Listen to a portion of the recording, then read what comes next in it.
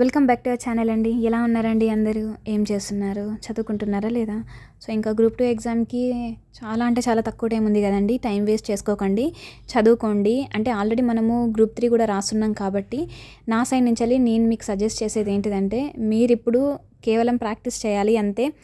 అంటే ఇప్పుడు ప్రాక్టీస్ చేయాలి అనంటే టెస్ట్ సిరీస్‌లో ఏదో ఒకటి తీసుకొని అయితే ప్రాక్టీస్ చేయాల్సిందే. నేను కూడా అంతే చేస్తున్నానండి. అండ్ ఇంకా మనం అప్లై చేసిన గ్రూప్ 1, గ్రూప్ 2, గ్రూప్ 3, గ్రూప్ 4లో మనం అన్ని ఎగ్జామ్స్ రాసాము. కేవలం గ్రూప్ 2 మాత్రమే మిగిలింది కాబట్టి దీన్ని కూడా కంప్లీట్ చేద్దాము. మన సైడ్ నుంచి మనం 100% ఇచ్చేద్దాము. ఇంకా రిజల్ట్స్ అనేటువంటివి ఎలానైనా రానియండి. అయితే చాలామందికి ఒక డౌట్ ఉందన్నమాట. అక్క, మనకు గ్రూప్ 4 అనేటువంటిది 8,000 జాబులు ఉన్నాయి, అందులోనే మనము నిలబెట్టుకోలేకపోయినాము. అంటే నాలాగా క్లియర్ కాని వాళ్ళు, అట్లనే అక్కడ దాకా వెళ్ళి వచ్చిన వాళ్ళు చాలామంది నిన్న మెయిల్ చేసి అడిగారనమాట. ఇంకా ఏ హోప్స్ పెట్టుకోవాలక్క, అవి 8,000 పోస్టులకు వాటికే రావట్లేవు, ఇప్పుడు 700-800 పోస్టులకి ఎట్లా వస్తుంది అక్క మనకి గ్రూప్ 2 కానీ గ్రూప్ 3 కానీ అని చెప్పేసి అంటున్నారు. ఒకటి చెప్తానండి, యాక్చువల్గా ఈ ఫీలింగ్ అందరికీ ఉంటుంది. ఇప్పుడు నాకు లేదా అని మీరు అడగొచ్చు. నాకు కూడా ఈ ఫీలింగ్ సేమ్ ఫీలింగ్ ఉంటుంది. 8,000 జాబ్లోనే నేను కొట్టలేకపోయినాను. ఇప్పుడు ఇవి వందలలోనే ఉన్నాయి. 700, 800 అప్లై చేసిన వాళ్ళేమో లక్షల మంది ఉన్నారు. మనకు వస్తుందా అని చెప్పేసి డౌట్ నాకు కూడా ఉంటుంది. కానీ ఒకటి మాత్రం గుర్తుపెట్టుకోండి, నిజంగా మన కష్టం అనేటువంటిది బాగా ఉంది అని అంటే ఖచ్చితంగా ఏదో ఒక జాబ్ అయితే మనకు వస్తుందండి. మళ్ళీ చెప్తున్నాను, మనదైన రోజు కోసం ఖచ్చితంగా మనం వెయిట్ చేస్తూనే ఉండాలి. అండ్ మనం పోటీ పడేది ఒక పోస్ట్ కోసమే, అన్ని పోస్టుల కోసం కాదు. అస్సలు భయపడొద్దండి. కాంపిటీషన్ హెవీగా ఉంది. నీకు రాదు అని ఎవరైనా చెప్పారు అంటే వాళ్ళ మాటలు వినకండి. నేను నిన్న కూడా వీడియోలో అదే అడ్రస్ చేశాను. మనకు రాదు అని చెప్పే వాళ్ళే మన చుట్టూ ఉంటారు. నీకు వస్తుంది అని చెప్పేవాళ్ళు చాలా తక్కువ మంది ఉంటారు. సో వాళ్ళ గురించి పట్టించుకోకండి. మన సైడ్ నుంచి వెళ్ళి మనం 100% ఎఫర్ట్స్ ఇచ్చినామా లేదా, ఇదొక్కటే మ్యాటర్. ఇంకా మిగతా అన్ని పక్కకు పెట్టండి. ఇన్ కేస్ నేను చెప్తున్నాను, వేరే రకంగా అర్థం చేసుకోకండి.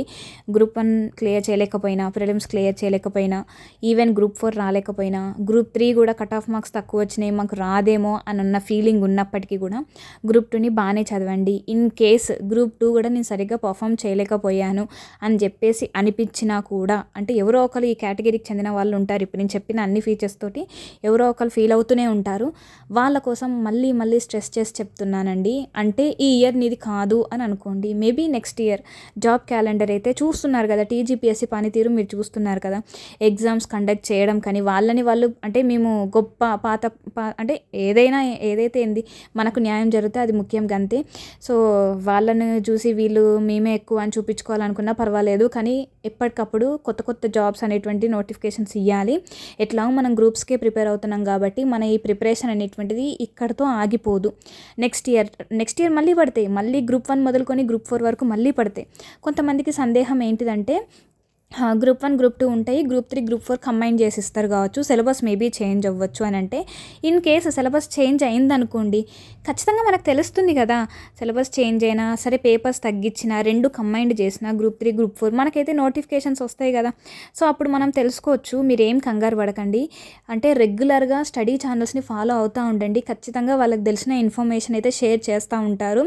అట్లని ఇంకా అంటే ఏమంటారు, ఇంకా దానికి సంబంధించిన టెస్ట్ సిరీస్లు కానీ, రెండింటికి ఒకవేళ సిలబస్ మారినా కానీ, ఎక్కడన్నా ఏమైనా కోచింగ్ తీసుకోవాలనుకున్నా కూడా నాకు తెలిసిన ఏమైనా, అంటే కొంతమంది ఏంటిదంటే మేము ఇంతవరకు మాత్రమే పెట్టగలుగుతాము కోచింగ్ ఫీ, అంతకంటే ఎక్కువ పెట్టలేమా అని అనుకునే వాళ్ళు ఉంటారు. కొంతమంది ఏంటిదంటే నాకు మంచి అంటే కొంచెం ఎక్కువైనా పర్వాలేదు, మాకు అన్ని రకాల ఫెసిలిటీస్ ఉండాలి, టెస్ట్ సిరీస్లు ఇవ్వాలి, ప్లస్ మంచి కోచింగ్ ఇవ్వాలి, మాకు మెటీరియల్ ఇవ్వాలి, ప్రిలిమ్స్ కమ్ మెయిన్స్ ఇవ్వాలి గ్రూప్ 1 అయితే అని ఇట్లా కొంతమంది స్పెసిఫికేషన్స్ కూడా చెప్తున్నారు. సో అవన్నీ నేను చెప్పడానికి ట్రై చేస్తానండి, ఇన్ కేస్ నాకు తెలిస్తే. ఓకేనా? ఇప్పుడు ఈ వీడియోలో నేను అవి అడ్రస్ చేస్తున్నాను అని చెప్పేసి అనుకోకండి. కాదు, ఈ వీడియోలో కొన్ని ఇంపార్టెంట్ విషయాలు అయితే షేర్ చేయాలి. సో ఇప్పుడు నేను చెప్పిన అన్నీ గుర్తుపెట్టుకోండి. ఆ ఎగ్జామ్ పోయింది, ఈ ఎగ్జామ్ పోయింది అని చెప్పేసి అస్సలు డల్ అవ్వకండి. నన్నే ఎగ్జాంపుల్గా తీసుకోండి.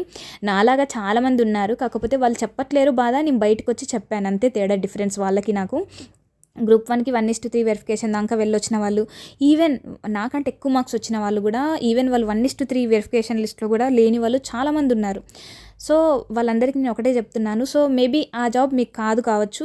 ఇన్ కేస్ అది రాలేకపోయినా, గ్రూప్ 3 రాలేకపోయినా, రేపు మనం గ్రూప్ 2 రాసి ఆ కాంపిటీషన్ని, చాలామంది సీరియస్ ఆస్పిరెంట్స్ ఉంటారండి గ్రూప్ 2కి. నేను చూస్తుంటాను కదా, గ్రూప్ 1కి సీరియస్ ఆస్పిరెంట్స్ని కంపేర్ చేస్తే గ్రూప్ 2 ఆస్పిరెంట్స్ ఎంత సీరియస్గా ఉంటారంటే, కొంతమంది అంటే నార్మల్గా గ్రూప్ 1కి గ్రూప్ 2కి డిఫరెన్స్ ఏంది అని అంటే, నన్ను అడిగితే రెండిట్లలో కాంపిటీషన్ ఎక్కువ అంటే గ్రూప్ 2కే, కానీ ఎక్కువ ఏమంటారంటే టఫెస్ట్ ఎగ్జామ్ కూడా నా దృష్టిలో గ్రూప్ 2 అనే చెప్తాను నేను. ఎందుకంటే నేను గ్రూప్ 1 రాసాను కదా! మెయిన్స్ కూడా రాసాను కదా!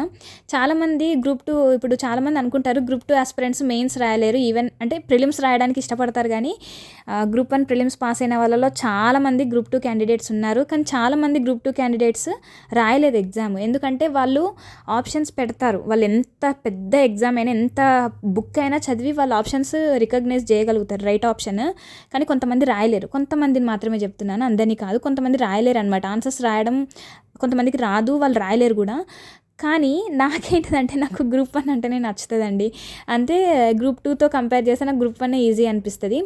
బోత్ అంటే మనకు ప్రిలిమ్స్ మెయిన్స్ 2 ఫేసెస్ ఉన్నప్పటికీ గ్రూప్ 1కి ప్రిలిమ్స్లో చూస్తే, అంటే ఇన్ కేస్ ఎవరైనా కొత్తగా గ్రూప్స్కి రావాలనుకునే వాళ్ళకు నేను చెప్తున్నాను, గ్రూప్ 1 అంటే బయట అందరు ఎట్లా పోర్ట్రే చేస్తున్నారంటే ఇది ఒక టఫెస్ట్ ఎగ్జామ్. అందుకనే గ్రూప్ 1 అనేటువంటిది మన స్టేట్లోనే టఫెస్ట్, అంటే పెద్ద ఎగ్జాము. మనకు యూపీఎస్సీ ఎట్లనో, మనకి ఇండియాలో యూపీఎస్సీ అనేటువంటి ఎంత టఫెస్ట్ ఎగ్జామ్ ఎట్లనో స్టేట్లో కూడా గ్రూప్ 1 అనేటువంటిది పెద్ద ఎగ్జాము. దాన్ని అంత ఈజీగా క్రాక్ చేయలేరు. మనకు ప్రిలిమ్స్ ఉంటుంది, ఎట్లాగో ఇంటర్వ్యూ తీసేశారు కదా, ప్రిలిమ్స్ ఉంటుంది, మెయిన్స్లోనే బాగా జల్లడబడతారు. చాలా అంటే బాగా సీరియస్ ఆస్పిరెంట్స్, అందులో ఒక 5-10 సంవత్సరాల నుంచి వెళ్ళి బాగా కంటెంట్ ఉన్న వాళ్ళకే వస్తుంది అని చెప్పేసి బయట జనాలు పోర్ట్రే చేస్తున్నారంట. అట్లేం కాదండి. మెయిన్స్ రాయాలి అని అంటే మరీ 5-10 సంవత్సరాలు ఉండాల్సిన అవసరం లేదు. టీచింగ్ ఫీల్డ్లో ఉన్న వాళ్ళు అందరూ వస్తారు, యూపీఎస్సీ క్లియర్ చేయని వాళ్ళు అందరూ వస్తారు. సో మనకు కాంపిటీషన్ ఎక్కువ ఉంటుంది కాబట్టి మనకు గ్రూప్ 2 బెటర్ అని చెప్పేసి బయట చెప్తున్నారంట అందరూ. కానీ అట్లేం కాదండి. మనము ఒక్కసారి నేను చెప్తాను ఆ ఎగ్జామ్ గురించి, ఎందుకంటే నిన్న 2 అడిగారు కాబట్టి వాళ్ళ గురించి చెప్తున్నాను. అట్లేం ఫీల్ అవ్వద్దండి. దేనికి ఉండే కాంపిటీషన్ దానికి ఉంది, దేనికి ఉండే టఫ్నెస్ దానికి ఉంది.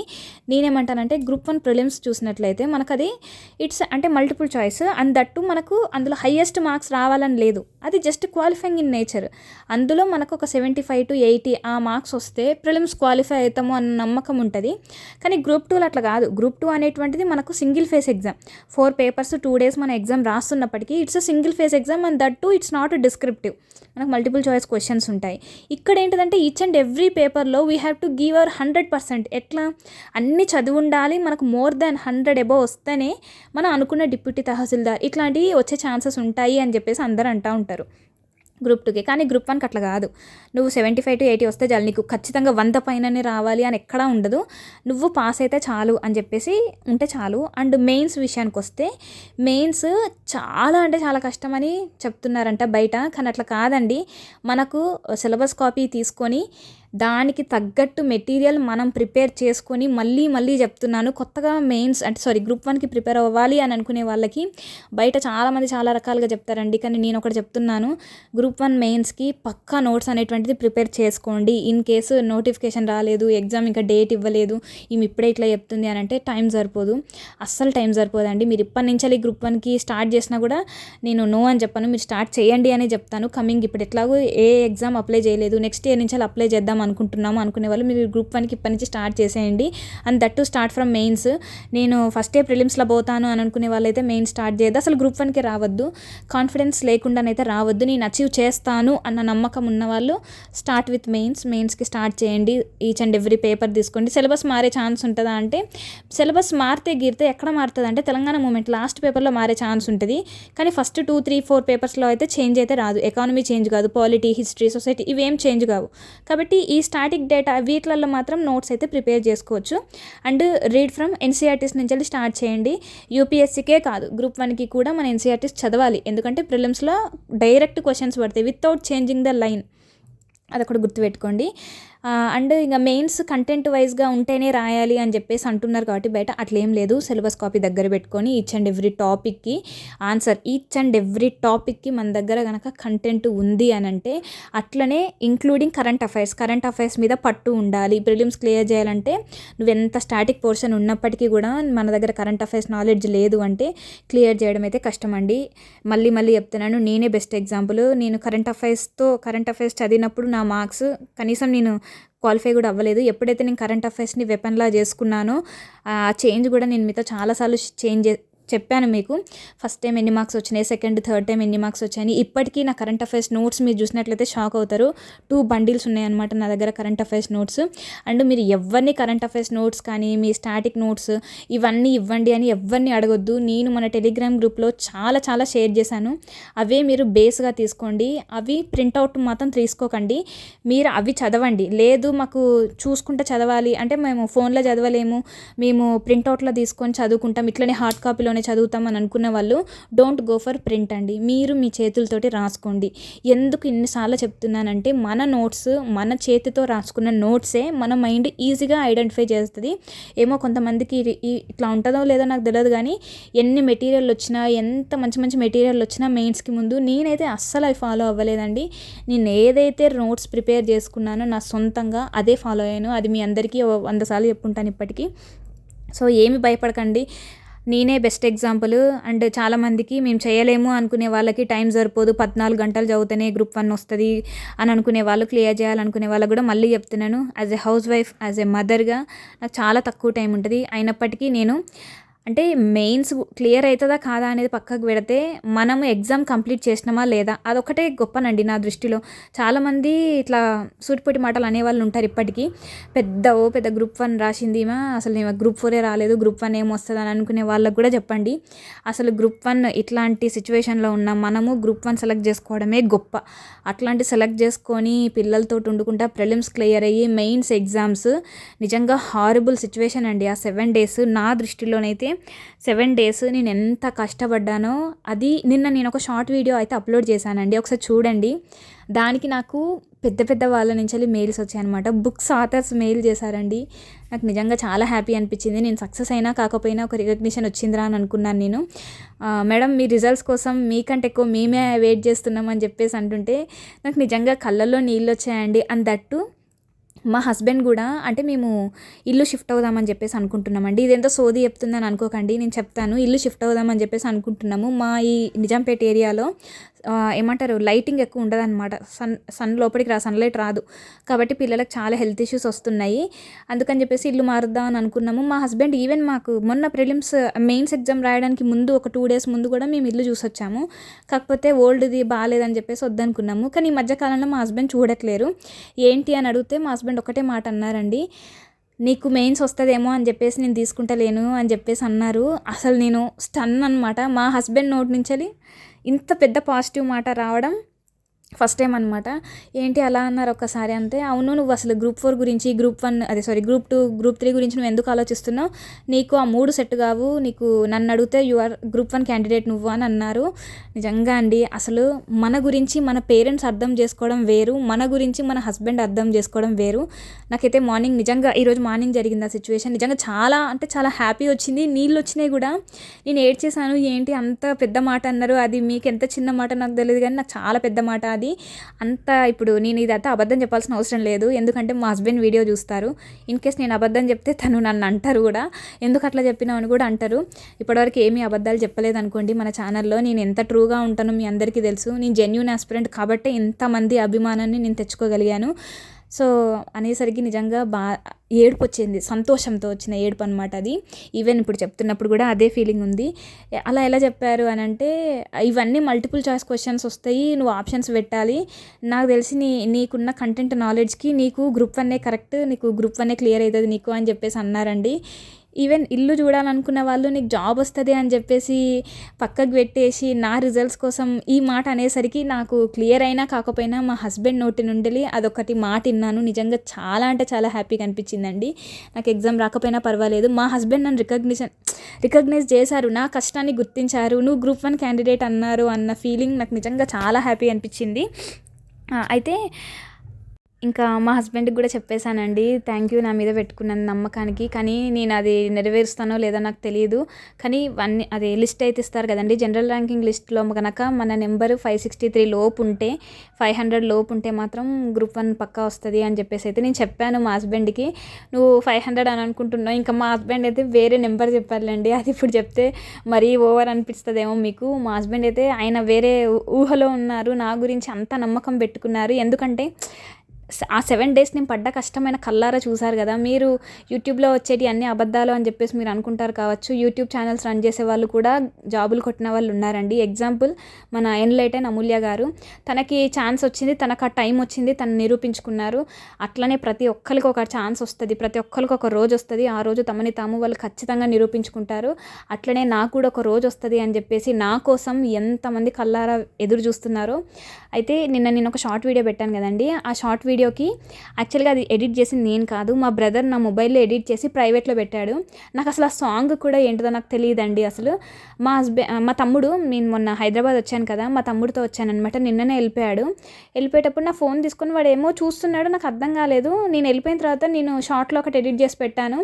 అది నువ్వు చూడక్కయ్య అని చెప్పేసి అంటే చూశానమాట. నిజంగా అసలు అందులో ఉన్న ప్రతి ఒక్క లిరిక్ నా కోసం రాసినట్టు అనిపించిందట మా తమ్ముడికి. నువ్వెంత కష్టపడ్డావు అక్క, నీకు కరెక్ట్ సాంగ్ ఇది అని చెప్పేసి నేను అది ఎడిట్ చేసి పెట్టినా, నువ్వు అది నైట్ నువ్వు పబ్లిక్లో పెట్టేసేయి, ప్రైవేట్ తీసేసి అని చెప్పేసి అన్నాడనమాట. నిజంగానండి అసలు ఆ వీడియో ఎంతమంది, మా అమ్మ మా నాన్న అయితే చాలా అంటే చాలా బాధపడ్డారంటే, ఎంత కష్టపడ్డావు బిడ్డ, నువ్వు వెయిట్ చేద్దాము, అసలు ఎందుకు దేవుడు నిన్ను ఇంత పరీక్ష పెడుతున్నాడు, కష్టపడ్డ వాళ్ళకి ఏదో ఒక రోజు వస్తుంది, అది నీ విషయంలో ఎప్పుడు వస్తుంది ఆ రోజు అని చెప్పేసి అంటుంటే నిజంగా చాలా అంటే చాలా బాధేస్తుంది. ఒక దిక్కు సంతోషము, ఇంతగానం నా మీద హోప్స్ పెట్టుకున్నారు వీళ్ళు. ఇన్ కేసు నెగిటివ్గా వస్తే ఫస్ట్ వాళ్ళు కాదు, నేను తట్టుకుంటానో లేదో, ఎందుకంటే ఇంతమంది నా మీద హోప్స్ పెట్టుకున్నారంటే నాకు కొద్ది గొప్ప హోప్ ఉంటుంది కదండి, నేను అసలు క్లియర్ చేస్తానా లేదా అంటే. అసలు ఆ సిచ్యువేషన్ నుంచి బయటికి రావడం కూడా కష్టమే, ఇన్ కేసు నెగిటివ్గా చూడాల్సి వస్తే. ఏమోనండి, కానీ నేనైతే నా 100% నేను ఇచ్చాను. ఒకసారి ఎవరైనా చూడలేదు అంటే ఆ షార్ట్ వీడియోని ఒకసారి చూడండి, మీకే అర్థమవుతుంది. కానీ మళ్ళీ చెప్తున్నాను, మనకే ఒక రోజు వస్తుంది, ఆ రోజు కోసం వెయిట్ చేయాలి. ఇన్ కేసు నెగిటివ్గా వచ్చినా కూడా బాధపడతాను, మళ్ళీ లేచి మళ్ళీ ఇంకొకసారి రాస్తాను. ఎందుకంటే నా దగ్గర ఉన్న కంటెంట్ తోటి మళ్ళీ ఇంకొకసారి రాస్తాను నేను. ఎందుకంటే నాకు తెలవాలి కదా నేను ఎక్కడ మిస్టేక్ చేశాను అనేటువంటి నాకు తెలియాలి అంటే మళ్ళీ నెక్స్ట్ టైం నేను రాస్తేనే అది తెలుస్తుంది. సో మన ఛానల్లో ఉన్న వాళ్ళందరినీ కూడా నేను ముందుకు తీసుకెళ్తాను. అట్లనే నేను గ్రూప్ 2 ప్రిపేర్ అవుతున్నాను కదండి, ఇంపార్టెంట్ బిట్స్ అనేటువంటి నేను షేర్ చేస్తాను. యాక్చువల్గా చాలా బిజీగా ఉన్నాను అనమాట. ఎల్లుండి మాది మ్యారేజ్ యానివర్సరీ అండి, 8 కంప్లీట్ అయ్యి 9 ఇయర్స్ అనమాట. ఇయర్స్ అన్నీ నా ఎగ్జామ్స్లోనే అయిపోయినాయి, యూపీఎస్ అటెంప్ట్స్ ఇవన్నీ అయిపోయినాయి. 8 ఇయర్స్లో నేను ఏమైనా చేశాను అంటే ఆహాలే, only UPSC exams attempts complete చేసుకున్నాను. గ్రూప్ 1 3 సార్లు రాశాను, గ్రూప్ 4 రాసినాను, గ్రూప్ 3 రాసినాను. ఇగో ఇదే అనమాట మొత్తం మ్యారేజ్ మొత్తం ఇట్లనే. మా మ్యారేజ్ అయినప్పటి నుంచి ఇప్పటి వరకు ఏమీ సాధించలేదు, ఎగ్జామ్స్ రాసుకుంటూనే కూర్చున్నాను. సో అంతేనండి. Thank you so much for watching this video. Coming వీడియోస్లో నేను బిట్స్ షేర్ చేస్తానండి. ఓకేనండి. బాయ్. లైక్, షేర్, సబ్స్క్రైబ్ చేయండి. ఓకేనా. బాయ్ అండి. Take care.